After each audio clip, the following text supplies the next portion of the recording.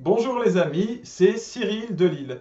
Et aujourd'hui, attention, le titre polémique, la blague du masque et des gestes barrières. Alors pourquoi est-ce que je dis cela? Eh bien, je vais commencer par, présenter ce que tout le monde connaît, les gestes à adopter. Donc, on nous explique que il faut absolument faire attention, tenir 1 mètre de distance, porter un masque si possible. Alors certains vous disent même dans la rue, partout, tout le temps, même en dormant bientôt, même en prenant la douche, il faudra un masque. Euh, il faut donc se laver les mains avec le gel hydroalcoolique. Les masques aujourd'hui sont rendus obligatoires d'ailleurs dans la plupart des endroits hors maison, hors extérieur. En gros, si vous n'êtes pas chez vous ou dehors, ben, le masque, il faut le porter. Bon, maintenant, je vais vous expliquer ce qui m'est arrivé, la réflexion que j'ai eue et la conclusion que j'en ai tirée.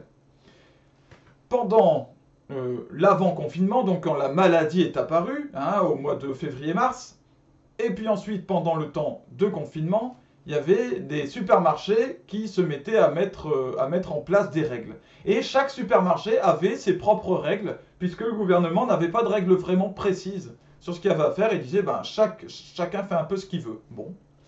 Et donc moi, je me rendais chez un primeur donc avec une petite surface, vraiment une petite surface, et du coup, lui demander aux consommateurs, à ceux qui venaient dans son magasin, de porter le masque, de se laver les mains avec le gel hydroalcoolique et pas plus de 3 à la fois dans le magasin. Donc là, c'est même plus, encore plus qu'1 mètre de distance. D'accord? Donc ça semblait nécessaire, quoi. Ce sont vraiment des gestes barrières. Bon, normalement, si l'on agit comme ça veut dire que si l'on ne respecte pas ces choses-là, il y a un risque vraiment accru de maladie. Bon. Juste après, je me rendais dans une grande enseigne, un grand supermarché, donc ce qu'on appelle vraiment les grandes surfaces, beaucoup plus grandes. Et là-bas, bon, même s'il y avait un tri plus ou moins des entrées, eh bien, une fois qu'on était à l'intérieur, il y avait beaucoup de monde. Les barrières, les distances barrières n'étaient absolument pas respectées. Il y a des gens qui me frôlaient, qui passaient, qui s'en fichaient. Et on le voit toujours aujourd'hui. Il y a des lieux où les distances ne sont pas respectées. Certains portaient leur masque, certains non. Certains, vous savez, portent le masque en dessous du nez, certains même en dessous du menton, ce qui n'a plus de sens en fait. Hein, si c'est pour faire ça, autant le retirer. C'est comme s'ils n'en portaient pas. Bon. Et puis, j'arrive à la caisse. Et là, j'en voyais certains qui sortaient leur carte de fidélité. Alors, le, le caissier vous demande votre carte de fidélité, vous la sortez, elle était dans votre poche, entre votre mouchoir usagé, elle était au contact de votre peau, etc. Vous lui donnez ça, et lui la prenait directement avec sa main. Hein, il n'y avait pas de gants, etc. Aussi, les courses qu'il prenait, ce caissier, pour les faire passer et les biper, eh bien, ce sont les courses que chacun avait lui-même pris dans les étalages. Et donc, qu'il avait touché avec ses mains. Donc, nous avions touché les courses avec nos mains, le caissier les retouchait avec ses mains derrière. C'était insensé par rapport à ce qu'on pouvait voir à côté, au conseil même qui était donné par le gouvernement. C'était insensé. On pouvait se dire, mais alors là, ils vont tous tomber malades.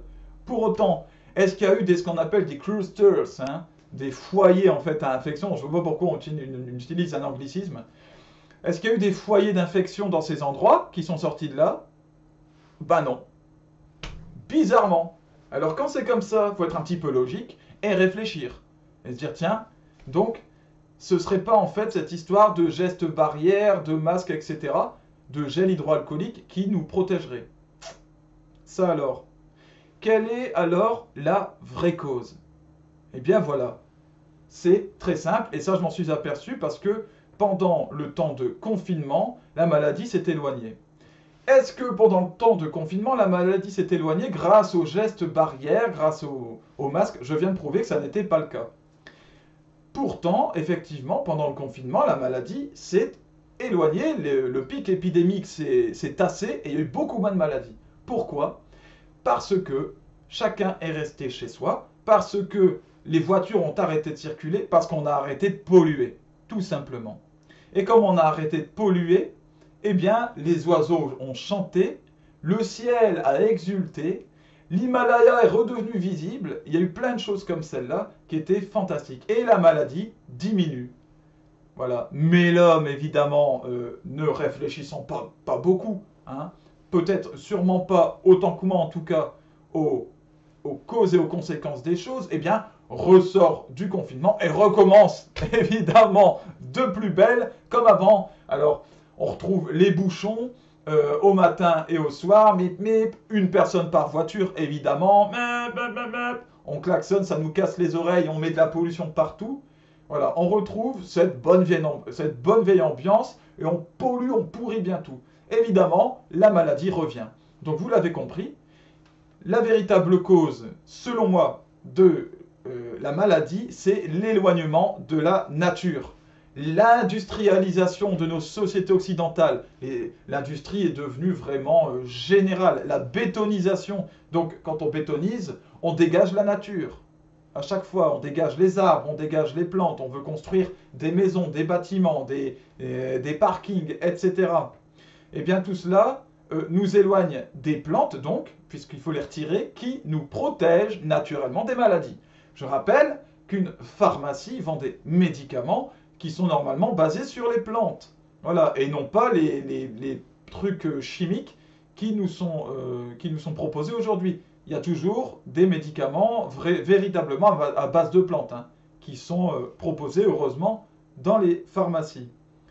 Et donc, eh bien, comme on n'a plus ces plantes, la maladie, elle passe à l'aise.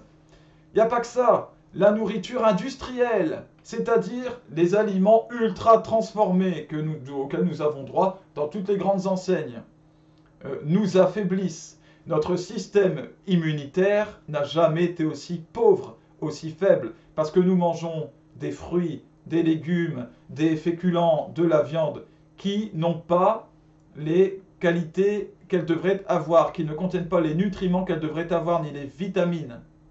Voilà, on mange du vent. Et d'ailleurs, les conséquences s'en ressentent au niveau de notre digestion. Jamais les digestions n'ont été aussi mauvaises. Nous digérons très mal. Autre chose, le manque d'activité physique. Nous sommes dans une époque, l'industrialisation faisant, eh bien nous sommes arrivés dans une époque de tertiarisation. C'est-à-dire que la plupart des métiers, eh bien c'est pour du tertiaire, c'est pour du luxe. Hein, et donc on est assis derrière des bureaux, derrière des écrans d'ordinateurs qui ne sont pas bons non plus parce qu'en fait, eh bien, ça pollue aussi énormément ces choses-là de garder tout ce qui est électrique en fait, de laisser brancher toute la journée. Et nous vivons comme ça. Notre corps, nous ne le faisons pas vivre et nous polluons comme ça constamment. Dans notre société aujourd'hui, c'est comme ça. Et n'ayant pas d'activité physique, nous ne nous oxygénons pas. Or, nous avons besoin d'oxygéner nos cellules. Nos muscles, notre sang en ont besoin. Si nous ne nous oxygénons pas, eh bien, nous laissons la place au dioxyde de carbone qui est un rejet, le CO2. Ce CO2, donc, se développe dans notre corps, dans notre sang. On a une pauvre mine, on n'est pas en forme, on grossit, on est mou. Voilà l'époque actuelle et celle-là. Aussi, je parlais de la nourriture industrielle, elle favorise aussi ce rejet de dioxyde de carbone, puisque nous n'avons pas les bons nutriments qui permettent de nous oxygéner. La pollution environnante dont je parlais par les voitures, eh bien, rejette énormément de dioxyde de carbone qui vient directement dans nos poumons, dans notre sang, et pour nous nourrir hein, de cette pourriture. C'est une pourriture, le CO2, puisque c'est un rejet, c'est comme de l'eau croupie, vous savez, c'est comme si on prenait ce qu'il y a de croupi dans l'eau, voilà, et qu'on le mangeait. C'est un foyer donc infectieux, un lit à maladie, que ce soit le Covid-19 ou autre, parce que nous ne sommes pas malades que de ça. La grippe, le rhume et toutes les maladies saisonnières qui reviennent sont avant tout dues à l'industrialisation de nos sociétés, à l'éloignement de la nature, à la pollution générale. Voilà. Alors, pourquoi est-ce que je dis que les masques, c'est une blague, c'est une absurdité? Vous allez voir à quel point c'est absurde. Pour produire un masque, voilà, un masque qui prétendument nous protège de la maladie, et il y a sûrement un véritable effet, je ne dis pas le contraire. Mais pour produire ce masque médical qu'on va porter, eh bien, il faut produire industriellement. Donc, il faut faire tourner une usine, parce que évidemment, ces masques ne sont pas naturelles, hein, c'est pas tressé en bambou. Et donc, pour se protéger d'une maladie, eh bien, on continue à favoriser les causes qui créent cette maladie. C'est absurde. Nous marchons sur la tête. C'est du n'importe quoi. Voilà.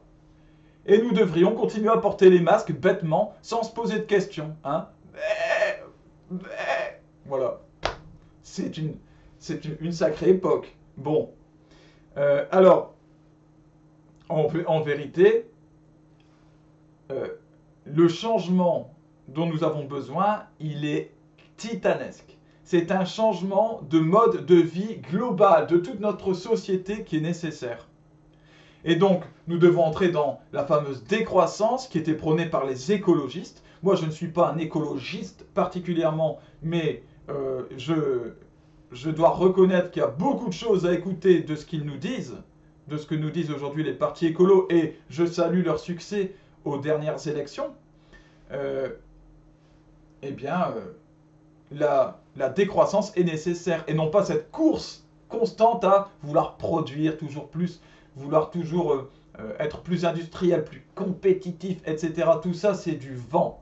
Tout ça, ça nous mène dans le mur. Ça mène l'homme à sa mort et à la mort de l'environnement qui l'entoure. Nous devons nous aimer les uns les autres et ne pas nous chercher à nous écraser, à nous dominer les uns les autres. Voilà le véritable fruit, le véritable enseignement à tirer de tout ce que nous vivons. Mais en serons-nous capables? Je pense que oui. Mais cela dit, ça va prendre un certain temps et je pense que d'ici là, eh bien, nous allons continuer à remettre les masques, à nous reconfiner, à redéconfiner, à repolluer, à ce que la maladie revienne constamment. Et puis doucement, sûrement, nous prendrons conscience des choses. Mais que se sera-t-il passé d'ici là? Je n'en sais rien. Et à mon avis, il va y avoir aussi du sport, hein, comme on dit. Il va y avoir des tsunamis qui vont passer par là, parce que nous sommes vraiment engoncés dans ce défaut. Voilà.